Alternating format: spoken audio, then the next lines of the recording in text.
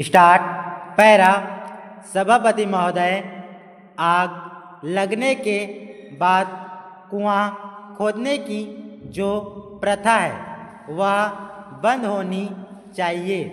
मैं समझता हूँ कि पहले जो राजा थे वे सोचते थे कि दूसरे लोग प्रशिक्षण नहीं ले सकते हैं, लेकिन सवाल यह नहीं है।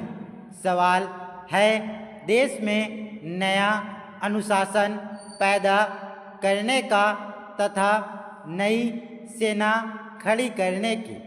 हमें प्रशिक्षण देनी चाहिए। आजकल लोगों में एक हिंसा की भावना आ गई है।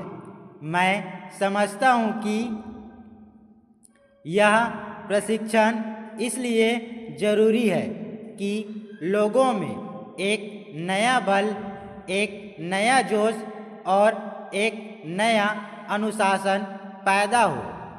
पैरा। आज भी हम सुनते हैं कि गाँव में हरिजनों पर अत्याचार होते हैं। हरिजनों पर जो हमले वहाँ होते हैं उनका मुकाबला वहाँ लोग नहीं कर सकते हैं, क्योंकि उनको राइफल चलाने का ज्ञान नहीं है।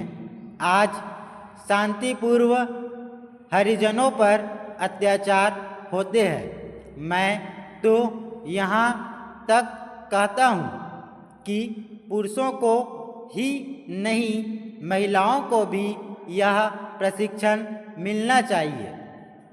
आज हम 20 करोड़ रुपए अपनी रक्षा पर खर्च करते हैं। इसके बजाय अगर देश का बच्चा बच्चा जानदार आदमी बन जाए और राइफल का प्रशिक्षण लिए हुए हो तो मैं समझता हूँ कि इतना पैसा देश के विकास के काम में खर्च हो सकता है। लेकिन हमने कभी भी इस बात को नहीं सोचा।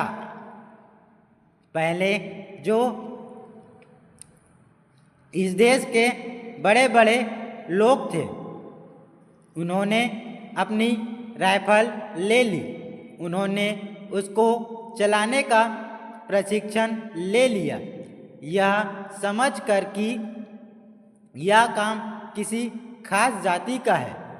मेरा विचार यह है कि आज देश के 56 करोड़ लोग अपने अंदर एक नया आत्मविश्वास और नई शक्ति पैदा करें। इसके लिए यह राइफल प्रशिक्षण सबके लिए अनिवार्य होना चाहिए।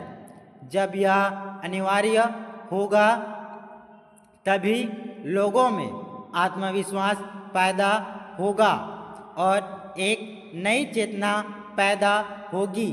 इससे लोगों में आत्महीनता की भावना मिट जाएगी और वह समझेंगे कि देश की रक्षा करने की ताकत हम में भी है। आज जो हरिजन आदि लोग हैं उनमें एक बात घर कर गई है कि राइफल और बंदूक उनके बस की बात नहीं है। लेकिन यह आत्मरक्षा का सवाल है, यह देश की रक्षा का सवाल है। कमी में बच्चा पनपता है, कठिनाइयों में इंसान पैदा होता है। जब आप जीवन को नई स्थिति में बदलेंगे तब मस्तिष्क बदलेगा। इसलिए मैं कहूँगा कि देश के लोगों को यह प्रशिक्षण देना होगा। स्टॉप।